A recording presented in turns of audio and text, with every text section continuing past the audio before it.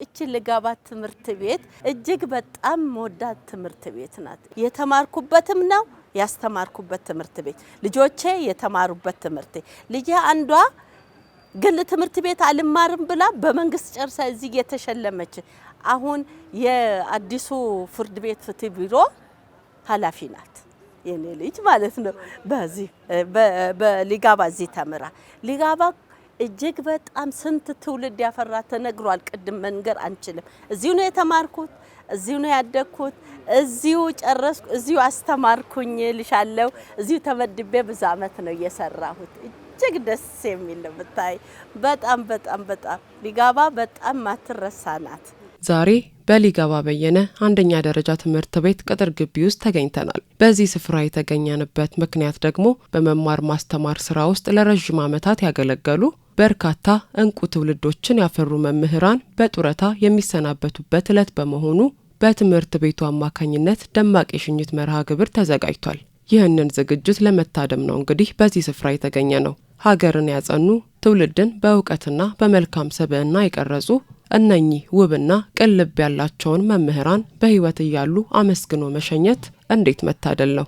እኛም በዝግጅት ክፍላችን ስም ውድ መምህራኖቻችን እንኳን ለዚህች ውብ ቀን በሰላም አደረሳችሁ እያልን ትላንት ወደ መምህርነት ዓለም የተቀላቀሉበትን ጊዜ ወደ ኋላ መለስ ብለን በትዝታ ለማስቃኘት ወደድን። በመምህርነት 40 ዓመት አገልግያለሁኝ። መምህርነት ለኔ ትልቅ ሙያ ነው እና ታሪክ ስላለኝ ነው። ታሪኩ ብቻ ሳይሆን መምህርነትን እኔ ፈልጌ ወድጄ ነው የገባሁት። የኔ ታላቅ ወንድም መምህር ነበር። እኔ ግራጁዌት አድርጌ ለማድረግ ፎርሙ ሲሞላ ግብርና እንዲሞላ ነበር የሱ ፍቃድ።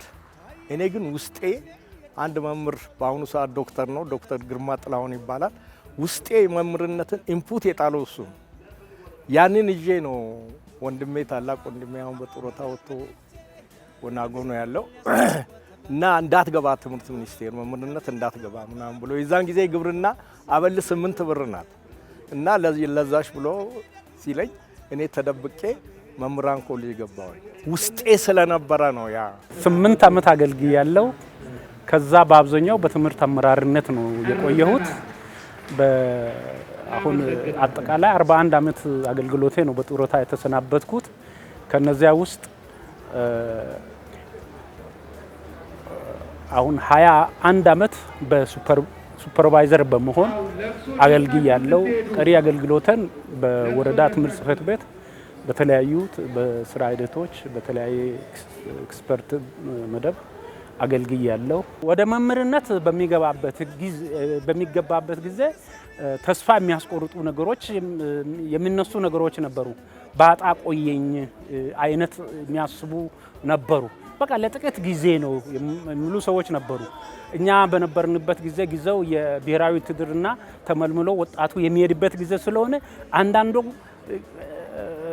ከዚህ ከብሔራዊ ውትድርና ለማምለጥ የገባም ጭምር አለ እና ደግሞ መምህርነት ደግሞ ወደ የትም አቅጣጫ መምህርና ወታደር በአገሪቱ ከዳር እስከ ሀገር ጫፍ ድረስ ስለሚሄድ እንደሚያንከራትት ዋጋ እንደሚያስከፍል ይናገሩ ነበርና እኛ ደግሞ ፍቅሩ ስለነበረ የሙያው ፍቅር ስለነበረ በገባውበት ሁኔታ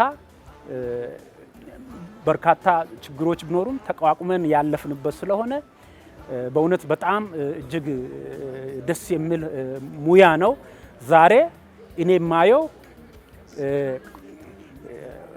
መምህር ሆኜ በሚሰራበት ጊዜ በነበረው ጊዜ ያስተማርኳቸው ልጆች አሁን ዶክተር ሲሆኑ ፒኤችዲያቸውን ይዘው እንደገና በተለያዩ ከፍተኛ ቦታዎች ሲያገለግሉ በከፍተኛ መንግስት አመራር ውስጥ ያገለገሉ ጋሽ የኔ መምህር እኮ ነበሩ ብለው አስታውሶኝ በአክብሮት ሲቀበሉኝ በእውነት ደስታዬ እጅግ የላቀ ነውና ብዙዎችን አፍርተናል። ብዙዎች ለሀገርም ለቤታቸውም ጠቃሚ ዜጋ ሆኖ ስላየን በእውነት ይሄ መምህርነት ሁሉ ሰው በእውነት ጊዜውን ራስ ሰጥቶ መስዋዕት አድርጎ በትምህርት ስራ ላይ ተሳትፎ ቢያደርግ ጥሩ ነው እና ከጅምር ጀምሮ መምህርነት የሚፈልገው የትምህርት ስራ የሚፈልገው ኮሚትመንቱ ነው ፈቃደኛ ሆኖ ስለሆነ በፈቃደኝነት ሰው ህዝቡን ቢያገለግል ትውልድን ቢያገለግል እጅግ ትልቅ ተስፋ ነው ለሀገር ነው የሚለው። መምህር መሆን የተሻለ ትውልድ ለመፍጠር በእውነት የሚሰራ በአባታዊ ፍቅር ተንከባክቦ ነገን የተሻለ ማድረግ የሚችል ዜጋ ማፍራት ነው። መምህርነትን በጣም እኔ እንጃ ከማስበው በላይ ነው። መምህር ማለት መምህር እኮ የተለየ ነው። እኔ ለምሳሌ ፍቅር ነው ለኔ መምህርነቴ ለራሴ እስቲል እስካሁን ማለት ነው። ተማሪዎች እጅግ በጣም ነው የሚወዱኝ። እንደገና ደግሞ ምልሽ መምህርነቴ የሚወደው ስራ ነው። የነጻነት የእውነት ስራ ስለሆነ በጣም እወደዋለሁ። መምህርነት የእውነት ስራ ነው፣ ምንም ነገር የሌለበት ማለት ነው። መምህር መሆን የተሻለ ሰው መፍጠር ነው። ይሄን የተሻለ ሰው አሁን መምህር ሆነን ባስተማርናቸው አጋጣሚዎች የሚያጋጥሙ በርካታ ነገሮች አሉ።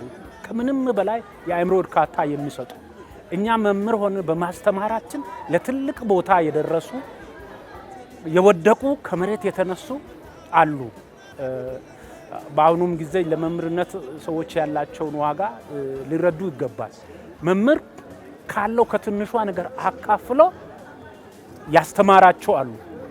የተቸገረን ለመማር ያልቻለውን ዜጋ ደግፎ መምህራን ያስተምራሉ።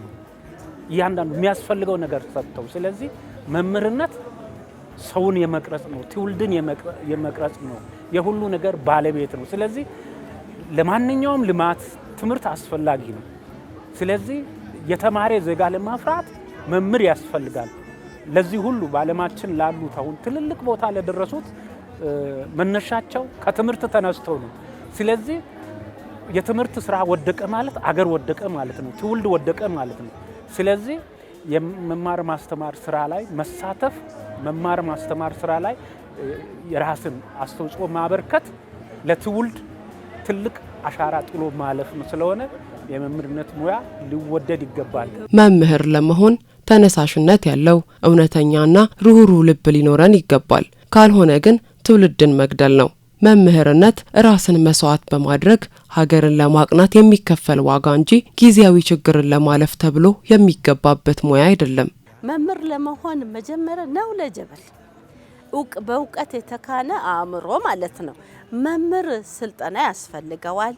እንደገና ደግሞ የሚያስተምረው ወይንም የመረጠው ሳብጀክት ትምህርቱ በዛ ትምህርቱ በጀመረው ትምህርት ክህሎቱን አዳብሮ ትልቅ ደረጃ ለመድረስ መምህርነትን እየሰራ እስከ ዩኒቨርሲቲ ሌክቸር ይሆኑ አሉ። ሲሚ መምህርነት ከጭንቅላትሽ እኮ አይጠፋም ትምህርት። አሁን የጂኦግራፊ መምህር ነኝ። ጂኦግራፊ ነው ዲግሪን ያጠናቀቅኩት። እዚህ ልጋባ ግን በሶሻል ሳስተምር ነው የቆየሁት። ያ ጂኦግራፊ ያ ሶሻል አለ ማይንዴ ውስጥ ስቲል እስካሁን በጣም ወደው ትምህርት ነው ማለት ነው። መምህርነት እኮ የማይገኝ እውቀት ነው እናቴ፣ የማይገኝ ነው። የኔ ተማሪ ሆነው ብዙ ቦታ የደረሱ አሉ። ስታስተምሪ ራሱ የት ደረጃ እንደሚደርሱ ልጆችሽን ተማሪዎችን አውቃቸዋለሁ በደንብ አድርጌ። አሁን የከተማው ዳኛ የኔ ተማሪ ነው፣ ፍሬሾኛ ያስተማርኩት። ይኸውልሽ መምህርነትን መግለጽ አንችልም። ለመምህርነት መሰጠት አለብሽ። ካልተሰጠሽ ፈጽሞ ትውልድን መግደል ነው እና በጣም ፍቅሩ ስላለኝ እኔ እንጃ አሁን ምናልባት አድናቆት ራስን ማግነን ይሆንብኛል ብዬ ፈራለሁኝ እንጂ አሁንም አስተምር ብባል መምህርነትን ፈልገዋለሁ። ለምን ሰውን ነው የምትቀርጨው፣ ትውልድን ነው። የትውልድ ቅብብሎሽ ትምህርት ቤት ነው ያለው። ያ ካልሆነ በስተቀር በፍላጎት ውስጥሽ መምህርነት ካላደረ በስተቀር ዝም ብለሽ ጊዜ ማሳለፊያ እዚህ ጋር ገብቼ የጊዜውን ችግሬን ፍቄ ለሌላ አልፋለሁኝ ብለሽ የምትይ ከሆነ ትውልድን ነው የምትገኘው። እና ያ መምህርነት መሰጠት አለበት ከውስጥ ከልብ የመነጨ። ውሻና ዝንጀሮን በአንድ ቀን አሰልጥነሽ እኮ በአንድ ቀን ውሻ ትራፊክ አለ አይደል? በቀላሉ ይለምድሻል። ፓቭሎቫዊ ባዮሎጂካሊም ብታሰለጥኙ ደጋግመሽ የምትሰጪውን ነገር አንቺን በሚያይበት ጊዜ እንትን ይላል። የሰውን ልጅ ስናስተምር ግን ብዙ ውጣ ውረድ ጌታችን ራሱ እኮ እኛም በማስተማሩ ነው በሰዎች ዘንድ መምህር ሆኖ በመምጣቱ ነው የተጠላውና ሊገደልን። መምህርም እንደዛ ውስጡ መኖር አለበት። መምህርነት ውስጥ ከሌለ ኢንቫሊድ። መምህር ለመሆን ትልቁ ነገር ኮሚትመንት ነው የሚፈልገው እና መምህር ለሁሉ ነገር የተዘጋጀ ነው። መምህር ማለት የእድሜ ልክ ተማሪ ነው። ስለዚህ መምህር ለመሆን ፈቃደኝነት ያስፈልጋል፣ መሰጠትን ይጠይቃል። እውቀትን ለሌላ ማጋራት፣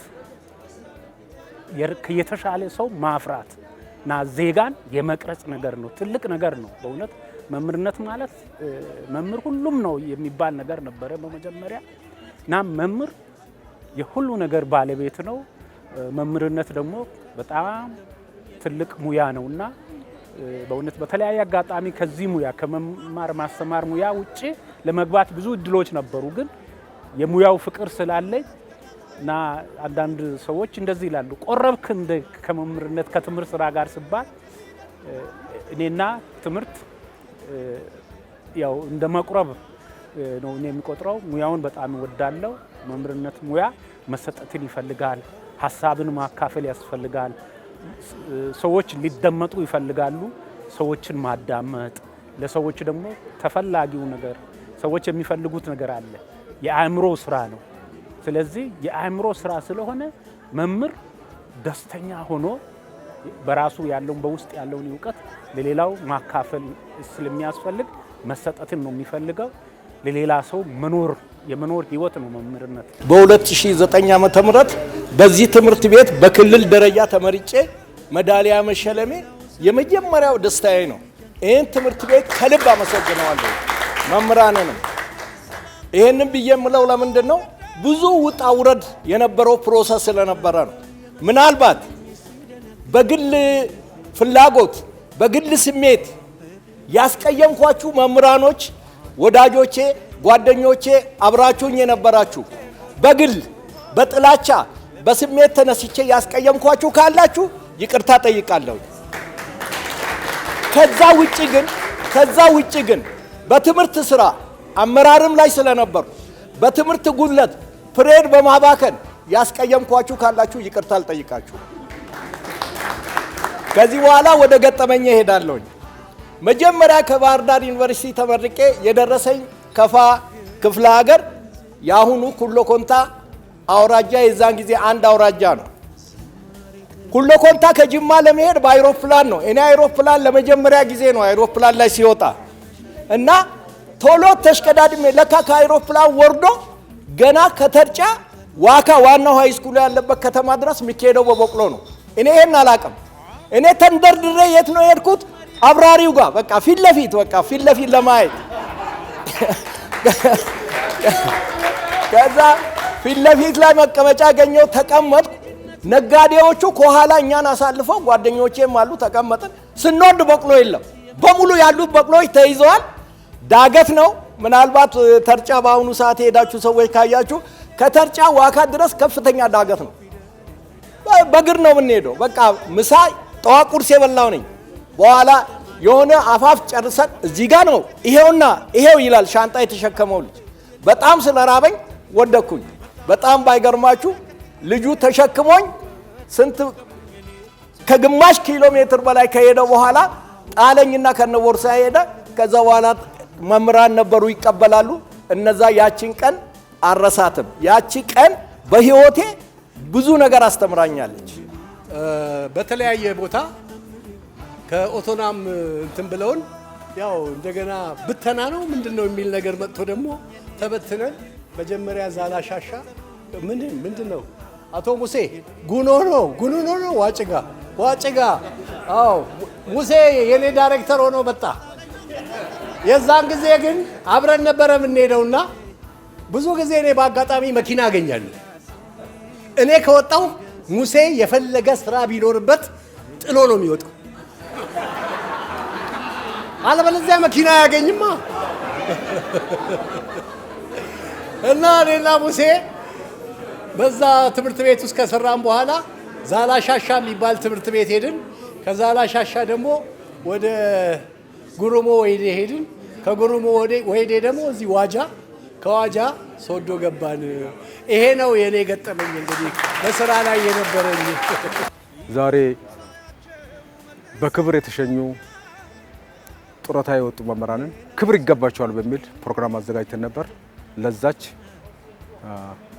ከመጽሐፍት ያገኘሁትን ግጥም ለነሱ በሚመጥን መልኩ አሳጥሬ እችን ለማለት ወደድኩኝ። አዎ መምህር ነኝ። አዎ አስተማሪ፣ የዓለም ኩራት፣ የእውቀት አብሳሪ፣ ብቁ አርገው ትውልድ አሻጋሪ፣ የማይጨክን ልብ የሚደማ ሳይታክት ሁሉን የሚሰማ የሕዝብን መብት ታግሎ ያስከበረው እጅ ያልሰጠው ችግር ያልበገረው። አዎ እኔ መምህር ነኝ።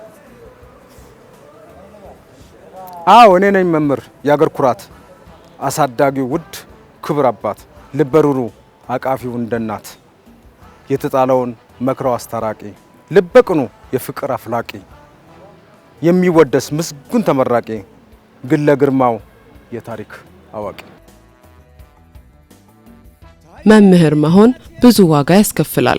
ብዙ ተስፋ የሚያስቆርጡ ነገሮች ይኖሩታል። ነገር ግን አሁን ካለው ፈተና ይልቅ ፍሬው እጅግ ያማረ በመሆኑ ተስፋ መቁረጥ የለብንም በማለት በሙያው ላይ ላሉትም ሆነ ገና ወደ ሙያው ሊቀላቀሉ ላሉ አባታዊ ምክራቸውን ለግሰዋል። መምህር የሆኑትን ልጅ እንዳትተው እችን ስራ በኋላ ታመሰግኑኛላችሁ እላቸዋለሁ። መምህር የሆኑትን ማለት ነው እና ሊሆንም ያሉ በትምህርት ላይ ያሉትንም አበረታታቸዋለሁ። ወደ መምህርነት ሙያ ሊመጡ የሚፈልጉ ወገኖች ጌታ ኢየሱስ ክርስቶስ ትልቁ አስተማሪ ነው እና ከምንም ነገር በላይ ደስታን የሚሰጥ እርካታ የሚሰጥ የተሻለ ሰው ሲፈጠር ነው። አገርም ሊገነባ የሚችል ተስፋን የሚሰጥ ነገር የምናገኘው በትምህርት ነው። ስለዚህ በትምህርት ላይ ዋጋ የሚያስከፍሉ ነገሮች ሊኖሩ ይችላሉ፣ ግን ከዛ ጋር ውጤቱ ሲመዘን በውጤቱ ትልቅ እርካታ ነው የምናገኘው። አንዳንድ ሰዎች ትምህርት ዛሬ ተዘርቶ ዛሬ በቅሎ ለፍሬ የሚበቃ ስላልሆነ ላያዩ ይችላሉ፣ ግን በረጅም ጊዜ የትምህርት ሂደት ነው። ሂደት ስለሆነ በዛ ሂደት በመጨረሻ የሚገኘው ውጤት በጣም ልብን የሚያሳርፍ ነገር ስለሆነ የመምህርነት ሙያ ሰው ሁሉ ሊወደው የሚገባው ሙያ ነው። በመማር ማስተማር ስራ ላይ የተሳተፉ ሰዎች ተስፋ መቁረጥ የለባቸው። አስፈላጊውን ሁሉ መስዋዕትነት የከፈሉ ትውልድን ለተሻለ ነገር ማብቃት ያስፈልጋል። ደግሞ ወደዚህ ወደ መምህርነት ሙያ ልትገቡ የምትገቡ ካላችሁ በእውነት በህይወታችሁ ትልቅ እርካታ ታገኛላችሁ፣ ትልቅ እፎይታ ታገኛላችሁ እና በህይወቴ ያየሁት ይሄንን ነው እና ከኛ የተሻሉ ልጆችን አፍርተናል። ትውልድ ደግሞ ያመሰግናል፣ ያስታውሳል። ስለዚህ ይሄን በጎ የሆነው ነገር ቅዱስ የሆነውን ሙያ ብትቀላቀሉ በጣም ደስ ይለኛል እና መምህር መሆን ያኮራል። በጡረታ የተገለሉ መምህራንን በክብር በመሸኘት ትምህርት ቤቱ ለመምህራኑ ያለውን ፍቅርና ክብር የገለጠበት መንገድ ልብ የሚነካ በመሆኑ መምህራኑ እንዲያመስግነዋል። በዚህ አጋጣሚ እውነቴን ነው ይሄንን ፕሮግራምና እኛ በዚህ መልኩ እንድንገናኝ ላደረገን ሰው ከፍተኛ ምስጋናዬን አቀርባለሁ። ምክንያቱም ከግንኙነትና ከፍቅር በላይ ትልቅ ነገር አለ? የለም። እንደውም አስቀያሚው ነገር ምንድነው? መራራቅ ነው አይደል እንዴ? መለያየት ነው አይደለም እንዴ? ስለዚህ ፍቅርን የሚያክል ነገር ምንም ነገር የለም። ስለዚህ እውነቴን ነው የተለየ ደስታ ነው ዛሬ የተሰማኝ። እኔ እንጃ ምለው ቃላት ያጥረኛል። ለምንድን ነው ይሄን ብየምልሽ እዚህ ጋር ያሉ ርዕሰ መምህራን እኔን አያውቁኝ። ቀደምም ተናግሬያለሁ። እኔ በ2009 በክልል ደረጃ፣ በ2004 በወረዳ ደረጃ፣ በክልል ደረጃ የወርቅ ሜዳሊያ ተሸላሚ ነኝ ከዚህ ትምህርት ቤት ማለት ነው። ይሄም ትምህርት ቤት በዛን ሰዓት አንደኛ ወጥቶ ነው። ልብ አድርጌ እኔ ከዚህ ከትንሽ ከተማ ተነስቼ በወረዳ ደረጃ ተወዳድሬ በዞን ደረጃ ተወዳድሬ ክልል ላይ መሸለመኝ ለኔ ትልቅ በቃ ውስጤ ከዛ በኋላ የነበረው መነሳሳት ከ2009 በኋላ ያለው ህይወት በጣም ይሄን ነው። ስለዚህ ምንድነው የዛሬው ይሄ ነገር መጸነሱ ነገ ተነጎዲያ ጡረታ ለሚወጡ ሰዎች እነሱ ብቻ ሳይሆን ማድረግ ያለባቸው ይሄ ትምህርት ቤት እኛን ሁሉ ማስተባበር አለ። በቃ ይሄ ትልቅ ተሞክሮ ነው። የማያውቁን ርዕሰ መምህራን አያውቁንም። እኛን የወጣ ነው ምናልባት ከኔ ኋላ እዚህ ጋር መጥተው የወጡ ሰዎች ካልሆኑ በስተቀር ያንን ኢንፎርሜሽን ሰምተው አይ ጌታቸው ጠንካራ መምህር ነበር እዚህ ትምህርት ቤት ተብሎ የተነገራቸው አሻራም ስላለኝ ትምህርት ቤት ውስጥ የተሰራ ስራ ለዚህ በመብቃቴ በጣም አመሰግናቸዋለሁ። ይሄ ልዩ ክብር ነው። ሌላው ትምህርት ቤት ይሄን ትሬንድ መልመድ አለበት የሚል መልእክት አለኝ። እጅግ በጣም ደስ ብሎኛል። ለምን እነዚህ እዚህ የሚሰሩ መምህራን ርዕሰ መምህሩ ባይዘው እኔ ከወጣ በኋላ ነው የመጣው። እንደውም አላውቀው ሌሎቹ አሉ አንዳንዶቹ መምህራን አብረን የሰራም ማለት አስታውሰው እኛን ለዚህ ስለጠሩ ለዚህ ክብር እነሱንም ያብቃቸው። እኛ ለዚህ ክብር በመብቃታችን ተደስተው እኛን መሸኘታቸው እጅግ በጣም አስደስቶኛል። ሰርሞኒውም እጅግ ደስ የሚል ነው። ከጓደኞቻችንም ጋር ተገናኘን፣ እዛው ቀርተን ነበር። አሁን ያው በማህበራዊ በልቅሶ ብንገናኝ ነው እንጂ መንገድ ላይ ያላገኘዋቸው ስቲል 3 እና 5 ሰዎችን አሁን አግኝቻቸዋለሁ። ስለዚህ ይሄ በጣም ደስ የሚል ሰርሞኒ ነው። ይሄ ሌላውም ትምህርት ቤት የዚህን ልምድ ወስዶ እነዚህ ጡረታ የወጡትን መምህራን እንዲያስታውሷቸው እመክራቸዋለሁ፣ እነግራለሁ። በጣም ደስ ብሎኛል እና የሊጋባ አንደኛ ደረጃ ትምህርት ቤት ስታፍ ይህንን አስቦ ተዘጋጅቶ እንደዚህ ባለ ሁኔታ ሲሸኘን በእውነት እጅግ ደስ ይለኛል። ምክንያቱም መምህር ሊከበር ይገባል። ስለ መምህር ብናገር ያምርበታል። ስለዚህ ከማንም የበለጠ ሙያው ስለሚያውቁ ለሙያው ክብር ሰጥተው በጡረታ የተሰናበቱትን አብሯቸው የነበሩትን መምህራንን በእንዲህ ባለ ዝግጅት ከሌላቸው ነገር አካፍለው ይህን መርሃ ግብር ጀምረው በዚህ መልኩ በአማረ ሁኔታ ስላጠናቀቁት ትምህርት ቤቱን የሊጋባ አንደኛ ደረጃ ትምህርት ቤት የትምህርት አመራሮች ርዕሰ መምህራንን የትምህርት ቤቱ ወመይን ስልጠና ቦርድን አጠቃላይ በሙሉ ተነሳሽነት ለዚህ ፕሮግራም ስኬት ዋጋ የከፈሉትን አጠቃላይ የትምህርት ቤቱን መምህራንን በጣም ላመሰግን እወዳለሁ። በጣም ደስ ብሎኛል።